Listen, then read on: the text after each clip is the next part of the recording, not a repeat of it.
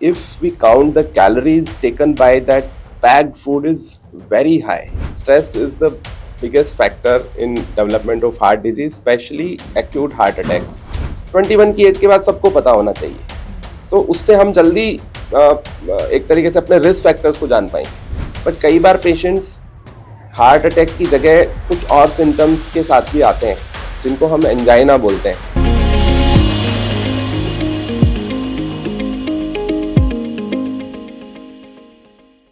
I welcome all our viewers for joining us in yet another episode of RBH podcast, Healthy You. For today, I am your host, Dr. Kriti, joining in for a very interesting session which has been very close to everyone's heart. Yes, you have guessed it right. This month, as we celebrate World Heart Day on 29th of September 24, the theme for this year is to use our heart for action. We motivate our society and people we care for to come forward and help us in building a strong health awareness system wherein everyone has a right to access and prevent heart disease. Now, I would like to introduce our guest, Dr. Amit, who is working with us as an additional director in Department of Cardiology. Welcome, sir. Thank you. So, sir, can you explain us about the role of diet and exercises in all the different age groups, how they are vital in maintaining a good heart?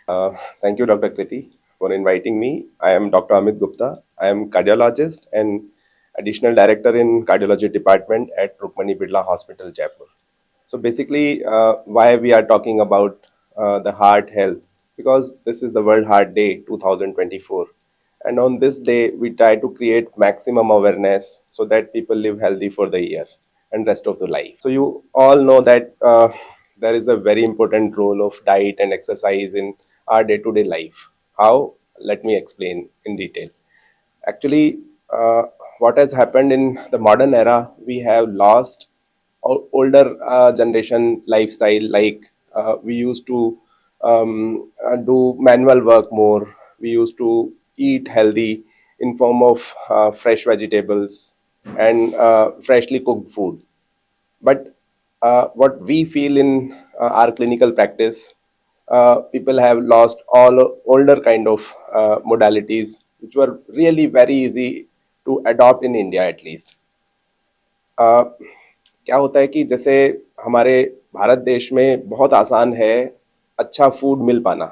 आपने देखा होगा कि जितना fast food है वो सारा पश्चिम से आया है, वेस्टर्न कंट्रीज से आया है. वाई? बिकॉज वहाँ पे freshly cooked food अवेलेबल ही नहीं है, because people do not have time. Here we have very good facility of family, because there in the family everybody has their own role. So basically one can earn, other can manage the home. तो हम लोग बहुत आसानी से freshly cooked food का इस्तेमाल कर सकते हैं. लेकिन कई बार क्या होता है कि हम भी अपनी बिजी लाइफ में या मॉडर्नाइजेशन की तरफ जाने के लिए जो कुछ ऐसे फूड हैं, जैसे फास्ट फूड तो हम सब जानते ही हैं, बट जो हमारा पैक्ड फूड है जो बहुत इजीली अवेलेबल है हमारे मतलब जब भी हम बाहर जाते हैं, और हमें अच्छा भी लगता है, हमारे बच्चों को भी अच्छा लगता है और बहुत आसानी से हम खा लेते हैं. But you believe me, if we count the calories taken by that packed food is very high and nutritive value is almost zero. अगर आप कभी न्यूट्रिशनल वैल्यू उस पैक्ड फूड पे पढ़ेंगे, होती है उस पे, तो आप देखेंगे कि एक पैकेट चिप्स में ही 300 कैलोरीज आ जाती हैं. And do you know, to burn that 300 calories you need to work out heavy workout for at least 2-3 hours. So nobody does that. तो हम सोचिए जो हमारा रूटीन फूड खाते हैं उसकी कैलोरीज भी हमें मिलती हैं, और फिर हम जो एडिशनल फास्ट फूड या पैक्ड फूड खा लेते हैं वो कैलोरीज हम बर्न ही नहीं कर पाते. And that is on the cost of nutritive value. with the packed food and with the fast food, we are just taking calories, and that those are free calories जो कि हमारे body में अच्छे utilisation में नहीं आती है. Body को उसको बर्न करने में बहुत समस्या होती है, वो सीधी जाके स्टोर हो जाती है, फैट बढ़ाती है, हमारे मोटापे को बहुत ज़्यादा इंक्रीज करती है, और खासकर ट्रांस फैट और कुछ अननेचुरल काइंड ऑफ सब्सटेंस उसमें जाते हैं. तो मैं सबसे यही रिक्वेस्ट करता हूँ, before eating anything which is not cooked at your home, please think about that कि हमें खाना है कि नहीं. क्योंकि ये हमारे हमारे धर्म में, हमारे बहुत सारी किताबों में लिखा हुआ है पुरानी, कि हमें फुल पेट नहीं खाना चाहिए, मतलब पूरा भरा हुआ नहीं होना चाहिए, थोड़ा उसमें जगह रखनी है। क्यों? क्योंकि हम जब खाते हैं तो हमारे दिमाग को जो संदेश जाता है कि हमारा पेट फुल हो गया है, वो बहुत लेट जाता है और हम जल्दी जल्दी खा लेते हैं, तो हमारा पेट तब तक भर चुका होता है और हम ओवर ईटिंग कर लेते हैं। ठीक है ना? तो धीरे खाएं, आराम से खाएं, ताकि पेट को भरने पर दिमाग को सही टाइम पे संदेश पहुंचे और हम एक्स्ट्रा नहीं खाएं। अब मैं शॉर्ट में एक बार इसको रिव्यू करूंगा कि हमें क्या खाना चाहिए। हमें ताजा फल, जो हमारे आसपास के ही फल हो, कहीं दूर से फल आ रहा है विदेश से, तो वो आते आते उसकी वो उतना अच्छा नहीं रहता है, तो हमारे आसपास मिलने वाले ताजा फल हम खाएं। ठीक है ना? और सब्जियां, हरी सब्जियों का इस्तेमाल करें। कुछ लोग सोचते हैं उन्होंने आलू खा लिया है सब्जी में, तो उन्होंने सब्जी खा ली, बट ऐसा नहीं है। ग्रीन वेजिटेबल्स आर वेजिटेबल्स जो कि हम अच्छा मानते हैं, एंटीऑक्सीडेंट्स होते हैं उनमें। ठीक है? और सैलेड का इस्तेमाल ज़्यादा करें, ताकि हमारे को बहुत ज़्यादा ग्रेन्स नहीं खाने पड़े। जैसे ग्रेन्स का मतलब अनाज, अनाज में कैलोरीज ज़्यादा होती हैं, वो उन लोगों को ज़्यादा चाहिए जिनको बहुत ज़्यादा लेबर करनी है। तो ग्रेन्स की हमें कम ज़रूरत है, फाइबर की हमें ज़्यादा ज़रूरत है, और प्रोटीन की ज़रूरत है। तो खासकर भारत में ज़्यादातर लोग वेजिटेरियन है, उनको प्रोटीन का सोर्स बहुत कम है। तो प्रोटीन किस किस चीज़ में है वो ध्यान रखना है, वो चीज़ ज़्यादा खानी है। ज़्यादातर हम लोग कैसे प्रोटीन ले पाते हैं कि हम मिल्क से हमें प्रोटीन मिलता है, तो milk and milk products these are recommended. तो कितना दूध लेना चाहिए वो भी ध्यान रखना है। जो वेजिटेरियंस हैं उनको लगभग 1 लीटर दूध हर दिन चाहिए, बट लो फैट मिल्क होना चाहिए, जैसे कि गाय का, बकरी का या डेयरी का टोंड वाला दूध। ठीक है? या दूध के प्रोडक्ट्स जैसे कि पनीर, छेना और दही, इनको ज़्यादा इस्तेमाल करें। ग्रेन्स का इस्तेमाल की उन लोगों को ज़्यादा ज़रूरत नहीं है जिनको बहुत ज़्यादा मेहनत नहीं करनी है। ठीक है? तो healthy diet means high fibre, high protein. तो हाई प्रोटीन के लिए दालें ज़्यादा खाएं, मिल्क एंड मिल्क प्रोडक्ट ज़्यादा लें। और जो नॉन वेजिटेरियन है वो अंडों का इस्तेमाल कर सकते हैं। और हार्ट के हिसाब से फिश यानी कि सी फूड बहुत अच्छा है, तो वो खाना चाहिए। ठीक है? तो ये हेल्दी डाइट के कंपोनेंट्स हैं। अच्छी मात्रा में पानी पीजिए और एडिक्शन से दूर रहिए। And sir, regarding exercise, like how many minutes in a day we should That's do very exercise, important. right? That's very important. Do you know, हर भगवान ने हर प्राणी को एक पर्टिकुलर मेहनत करने के लिए बनाया गया है। जैसे कि आप देखते होंगे जंगल के राजा शेर को एक बहुत बड़ी टेरिटरी होती है और उसको हर दिन वो टेरिटरी कवर करनी होती है। तो ऐसा कहते हैं कि मनुष्य को हर दिन कम से कम 10 मील यानी लगभग 14-15 किलोमीटर चलने के लिए बनाया गया है। मिनिमम इतना चलना चाहिए to live a healthy life. तो हम में से मुझे लगता है कि शायद लेस देन 1% लोग ही ऐसा कर पाते होंगे। और उसका सबसे बड़ा कारण यह है कि अब हमारा मैनुअल वर्क तो खत्म हो गया है, सब जगह हम लोग लिफ्ट से, कारों से या किसी और मोड से जाते हैं। तो हमारा पब्लिक ट्रांसपोर्ट इतना अच्छा नहीं है कि हम लोग सब लोग उसको इस्तेमाल कर सकें। तो बेसिकली कम से कम जो हमारे रिकमेंडेशंस हैं, मिनिमम रिकमेंडेशन, वो ये है कि हम हर दिन लगभग 25 से 30 मिनट एक ब्रिस्क वॉकिंग कर सकें, या फिर हम साइकिलिंग कर सकें, या कोई भी एरोबिक एक्टिविटी जैसे रस्सी कूदना है या कोई स्पोर्ट ऐसा जिसमें अच्छी एक्सरसाइज हो जाती है, जैसे कि बैडमिंटन है, फुटबॉल है, बास्केटबॉल है। तो ऐसी ऐसी एक्सरसाइज कम से कम 30 मिनट हमें हर दिन करनी चाहिए। तो ये एक मिनिमम रिकमेंडेशन है। इससे ज्यादा आप अपनी कैपेसिटी के अकॉर्डिंग धीरे धीरे ट्रेंड वे में बढ़ा सकते हैं। Sir, as our theme says, use heart for action. So your suggestions really recommend that we should modify our dietary habits and do some Yeah, right. exercise, daily exercise. How much stress is involved in developing the heart disease? How stress plays an important role? Actually, in last 10 years, which we count, that stress is the biggest factor in development of heart disease, especially acute heart attacks, because there are old risk factors like diabetes, hypertension, cholesterol, मोटापा या फिर smoking, ये सारे तो play करते ही हैं, या फिर फैमिली हिस्ट्री। बट जो नए रिस्क फैक्टर्स हैं जो न्यूअर रिस्क फैक्टर्स हैं उनमें सबसे इम्पोर्टेंट है stress. Why I am saying this? Because sometimes we are not able to count the stress. जैसे हम शुगर लेवल नाप सकते हैं, हम ब्लड प्रेशर को माप सकते हैं, हम अपने वेट को ले सकते हैं कि कितना है, बट कई बार हम स्ट्रेस को काउंट नहीं कर There पाते. is no tool actually to identify Yes. what's the stress Yes. level. Very true. So many at times people ask कि सर हमें हार्ट अटैक कैसे हो गया. तो हम लोग उनसे हमेशा मतलब पहले हम भी सरप्राइज थे कि कैसे हो गया, but now we always ask, be honest and calculate your risk, calculate your stress. So basically then you will be able to calculate your risk. So whenever we need to count our risk, we always incorporate the stress can be in any form, and many at times it is not related to your job, many at times it is related to your personal dissatisfaction. कई बार क्या होता है, जैसे हम लोग अभी आपने देखा होगा कि जब से कोविड का एरा गया है उसके बाद में लोग अपनी हेल्थ को लेके बहुत ज्यादा मतलब कॉन्शियस हैं. तो उसमें कई बार लोग अपनी हेल्थ को लेके ही डिससेटिस्फाइड हैं, and that becomes a stress. और कई बार प्रोफेशनल स्ट्रेस तो अपनी जगह है ही, लेकिन सबको पता है कि हम प्रोफेशनल स्ट्रेस में अपनी हेल्थ को अच्छा टाइम नहीं दे पा रहे हैं, then it becomes a stress. तो स्ट्रेस के बहुत सारे पैरामीटर्स हैं, उसमें स्पिरिचुअल पैरामीटर भी है. जैसे हम लोग कई बार स्पिरिचुअलिटी की तरफ सोच ही नहीं पाते हैं, हमारे पास समय ही नहीं होता है, हम अपने फैमिली को समय नहीं दे पा रहे हैं, ये भी एक स्ट्रेस है. और कई बार होता है कि हम लोग अपने काम में बहुत अच्छा नहीं कर पा रहे हैं, मतलब जो हम चाहते हैं वो नहीं कर पा रहे हैं, हमारे टारगेट्स बहुत हाई हैं जो हम उस टाइम में नहीं अचीव कर सकते हैं जो हमने सेट किया है. तो मेरा एक हमेशा ही अपने पेशेंट से, जो अपने मिलने वाले हैं, उनसे कहना है कि do not set very high targets. Try to become a good person. Try to make a target of your own personality. कि मैं आने वाले 5 साल में कैसी पर्सनालिटी चाहता हूँ, कैसा पर्सनल लाइफ लीड करना चाहता हूँ. Because once you are good in personal life, then only you will be able to perform in professional life. Because it is very difficult to be puzzled in personal life and perform good in professional life.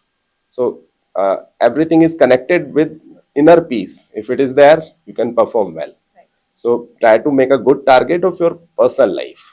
So what are the early signs if we talk about a person of 20 years, a person of 30 year, 40 year?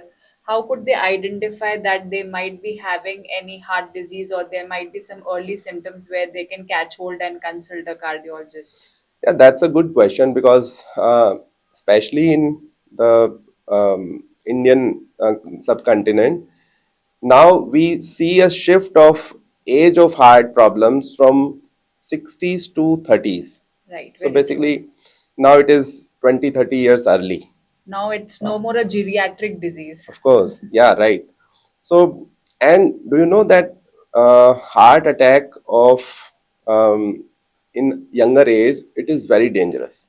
Why? Because हमें nature ने उस disease के लिए उस time पे prepare ही नहीं किया है. नेचर ने बीमारियां जिस उम्र के लिए बनाई हैं उसमें वो टॉलरेट भी अच्छी होती हैं. उसका साइंटिफिक रीजन भी है, क्योंकि यंग एज में हार्ट में कोई ब्लॉकेज नहीं होता. बिना ब्लॉकेज अचानक प्लैक रप्चर से हार्ट अटैक आता है, जो कि हार्ट को टॉलरेट नहीं होता. ओल्डर एज में ऑलरेडी ब्लॉकेजेस होते हैं, तो हार्ट को थोड़ा थोड़ा बेसिकली परेशानी पहले से हो रही होती है, तो heart becomes habitual to tolerate some difficulty. तो वो पहले से तैयार होता है, उसको हार्ट अटैक के टाइम डैमेज कम होता है ओल्डर एज में.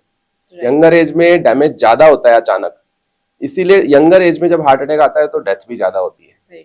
तो it is very important to know how to predict the heart problem in younger age. So the first is family history. One should know what is the family history.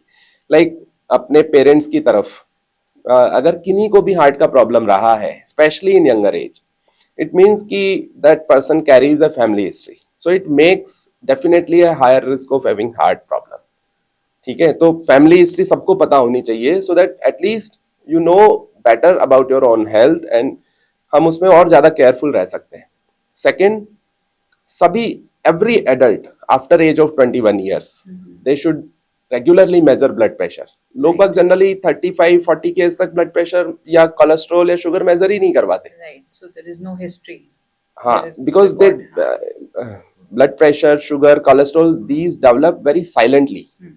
Once you detect, at that time already 5-10 years are elapsed, तो वो damage already set इन हो चुका होता है। Right.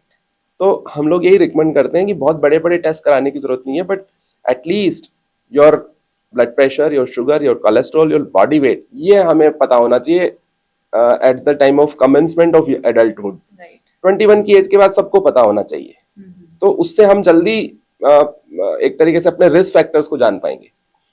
इसके बाद सबसे important आता है आपका लाइफस्टाइल। अगर लाइफस्टाइल अच्छा नहीं है then definitely you have a very high risk of having heart attack. खासकर जो लोग एडिक्शंस में हैं, जो लोग ठीक से सो नहीं पा रहे हैं, ओवरवर्क्ड हैं, अपने लिए टाइम नहीं निकालते हैं, लीजर नहीं है बिल्कुल भी, Right. तो then they may have a early heart attack. और फिर इसके बाद हार्ट अटैक के सिम्टम्स को ध्यान रखिए। Any new onset of chest discomfort, new onset word बहुत इंपॉर्टेंट है। जैसे किसी को गैस का प्रॉब्लम रहता है तो उनको सालों से होगा, किसी को अचानक गैस बन गई और घबराहट हो रही है, चेस्ट में थोड़ा सा भी डिस्कम्फर्ट है, तो जनरली लोग उसको मिसकंसीव करते हैं कि ये हार्ट की जगह कोई गैस का प्रॉब्लम होगा। Gastric problem. Right. तो अगर कोई भी नई तकलीफ चेस्ट में घबराहट के साथ आ रही है, always try to seek a medical help.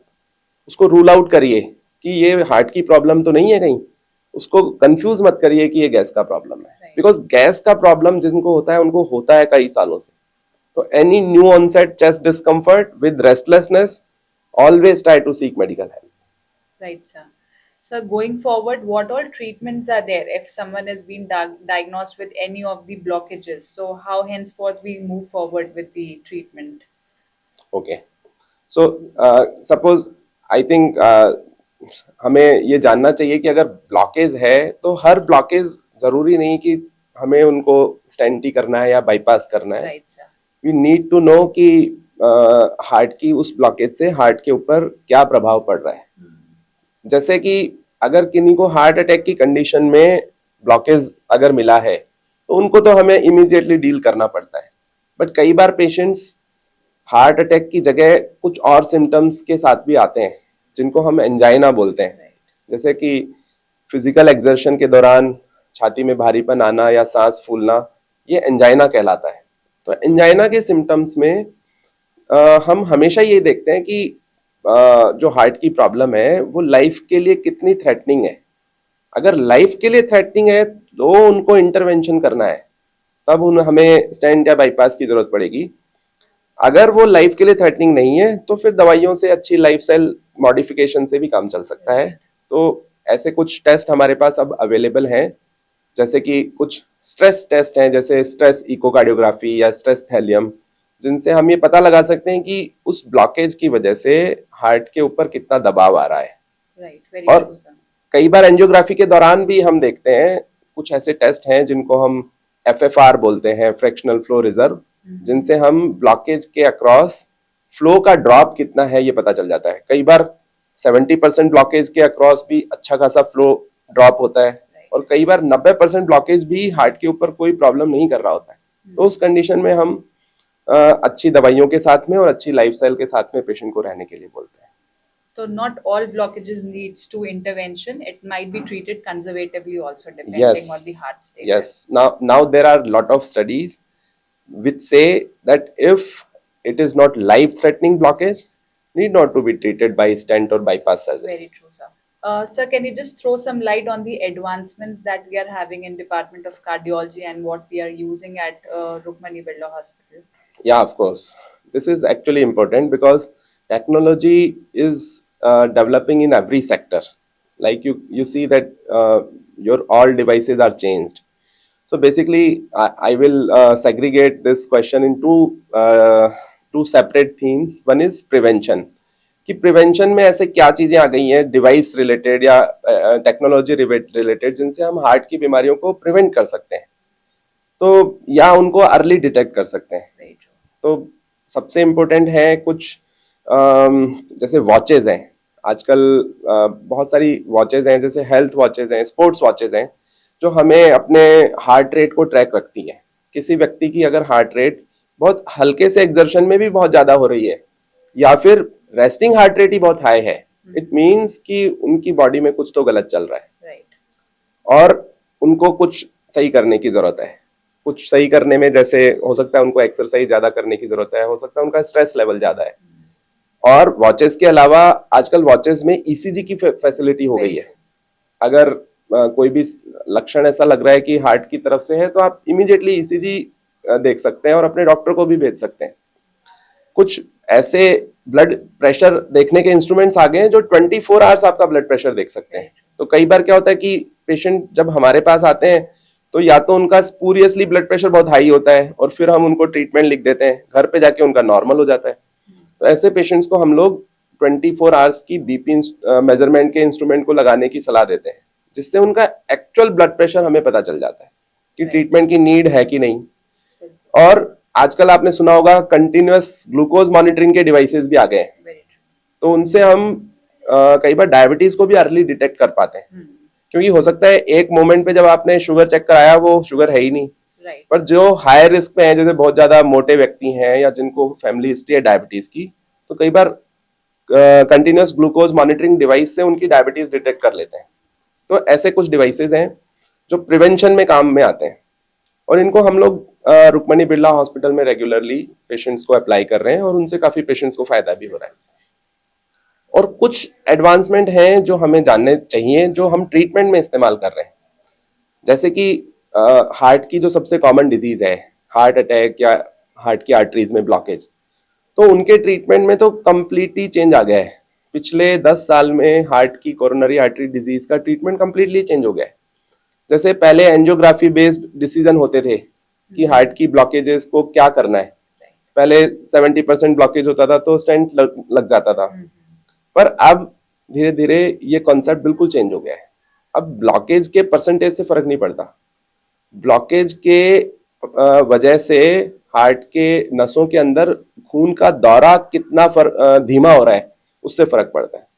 तो उसको देखने के डिवाइसेस आ गए हैं, जिसको मैंने पहले भी बताया कि फ्रैक्शनल फ्लो रिजर्व करके एक वायर आता है जो फ्लो के ड्रॉप को पता कर लेता है। फ्लो ड्रॉप ज्यादा है तो ही वो ब्लॉकेज अपना गंभीर है, अदरवाइज 90% ब्लॉकेज को भी हम कई बार फ्लो नाप कर छोड़ देते हैं और फिर उसको दवाइयों पर ही रखते हैं। इसके अलावा एंजियोग्राफी के ऊपर की टेक्निक्स आ गई हैं जो कोरोनरी आर्टरी ब्लॉकेजेस के जो उसके एक्चुअल पैरामीटर्स हैं उनको बहुत अच्छे से देख लेती हैं, जिनको हम लोग इंट्रावेस्कुलर अल्ट्रासाउंड या ऑप्टिकल कोहेरेंस टोमोग्राफी कहते हैं। तो अल्ट्रासाउंड बेस्ड और इंफ्रारेड बेस्ड डिवाइसेस आ गए हैं जो ब्लॉकेजेस को अंदर से देखते हैं। हमारी वेसल वॉल कैसी है, कई बार क्या होता है कि ब्लॉकेज ज्यादा नहीं होती लेकिन वेसल वॉल कमजोर हो जाती है, क्वालिटी ऑफ वेसल वॉल। तो जो आर्टरीज की वॉल है कई बार वो इतनी वीक हो चुकी होती है कि ब्लॉकेज नहीं दिखाई दे रहा होता है एंजियोग्राफी में, लेकिन फिर भी उस वॉल के वीक होने की वजह से वो रप्चर कर जाती है और हार्ट अटैक पड़ता है। तो वो हमें इन इंट्रावेस्कुलर अल्ट्रासाउंड और इंफ्रारेड बेस्ड डिवाइसेस से पता लगता है। स्टेंट लगाने के बाद भी हम लोग स्टेंट के अपोजिशन को और अच्छे से देख पाते हैं और स्टेंट की लाइफ बढ़ती है। इसके अलावा कुछ और थेरेपी जैसी आ गई हैं जो पहले केवल सर्जिकली मैनेज हो पाती थी, जैसे वैल्वुलर लीजन्स, हार्ट के वैल्व अगर खराब हो जाते थे तो सर्जरी से ही ठीक होते थे, ओपन हार्ट सर्जरी ही करना पड़ता था। लेकिन अब हार्ट के एओर्टिक वैल्व के लिए हमें एफडीए अप्रूव्ड टेक्निक मिल गई है कि एओर्टिक वैल्व अगर डैमेज्ड है तो हम उसको, जैसे हम पैर की नस के द्वारा जाकर स्टेंट लगा देते हैं, वैसे ही आजकल स्टेंट नुमा वैल्व्स आ गए हैं कि हम पैर की नस के माध्यम से वैल्व को रिप्लेस कर देते हैं। तो उसमें ऑपरेशन की जरूरत ही नहीं पड़ती। इस तकनीक को टावी यानी कि transcatheter aortic valve implantation कहते हैं। इसमें जो रिजल्ट्स हैं वो खासकर ओल्डर पॉपुलेशन के लिए, जिनमें हम टिश्यू वैल्व लगाते हैं, उनके रिजल्ट्स सर्जिकल वैल्व रिप्लेसमेंट के बराबर गुणवत्ता के ही है। और फायदा यह है कि ऑपरेशन की जरूरत नहीं पड़ती, ओपन हार्ट सर्जरी की जरूरत नहीं पड़ती और पेशेंट 1-2 दिन में ही बिल्कुल अपने कंप्लीटली मोबाइल स्टेट पे घर चले जाते हैं। तो ऐसी तकनीक हम वैल्वुलर थेरेपीज के लिए कर रहे हैं। और कुछ जो दिल के छेद होने वाली जो समस्याएं हैं उनको भी हम डिवाइस लगाकर बंद कर सकते हैं। और सिमिलरली ओपन हार्ट सर्जरी के बिना वो ठीक हो जाते हैं। कई बार एओर्टा जो हमारी हार्ट से निकलने वाली एक बड़ी नस है जिससे पूरे शरीर में ब्लड जाता है, जो लगभग 3-4 इंच मोटा पाइप होता है, उसकी पुरानी जमाने में जब उसमें कोई प्रॉब्लम आती थी तो ओपन हार्ट सर्जरी करना पड़ता था और वो काफी रिस्की भी होता था। पर आजकल बड़े बड़े ग्राफ्ट्स हम लोग पैर की बड़ी नस के माध्यम से लगाकर एओर्टा की बीमारियों को भी हील कर देते हैं और वो काफी सेफ भी होता है और पेशेंट के सर्वाइवल के चांसेस भी बेटर हो जाते हैं। तो ये कुछ पद्धतियां हैं जो हार्ट के पेशेंट्स के लिए काफी लाभदायक हैं और हम लोग यहाँ रुक्मणी बिरला हॉस्पिटल में इनका इस्तेमाल कर रहे हैं अच्छी एक्सपर्टीज के साथ में और पेशेंट्स को लाभ हो रहा है। सर, मेरा लास्ट क्वेश्चन आपके लिए, पोस्ट प्रोसीजर एक पेशेंट को क्या क्या ध्यान में रखना है after discharge, what all needs to be considered?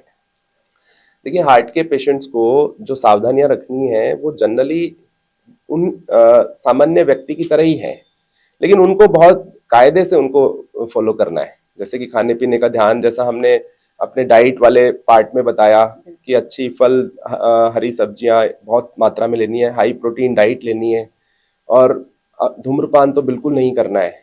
Passive smoking का भी ध्यान रखना है। कई बार आसपास के लोग अगर स्मोकिंग कर रहे होते हैं तो वो भी खतरनाक होता है, तो हमें पैसिव स्मोकिंग को भी नहीं करना है। अच्छी दिनचर्या मैनेज करनी है और एक्सरसाइज बिल्कुल बराबर करनी है, स्ट्रेस से बिल्कुल दूर रहना है। इसके अलावा अपने कॉन्फिडेंस लेवल को नहीं गिरने देना है। कई बार हमारे साथ होता है, पेशेंट्स कहते हैं कि हमारे फैमिली मेंबर्स हमें साथ में लेके नहीं जाते, उनको लगता है कि कहीं बाहर ले जाएंगे और हार्ट का प्रॉब्लम आ जाएगा तो फिर बड़ी मुश्किल होगी।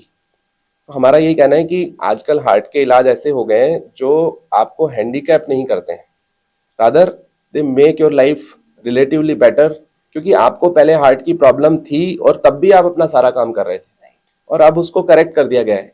Now days heart treatments are corrective treatments. अंदर बॉडी में डैमेज हम लोग छोड़ते नहीं है, तो you can lead a better life.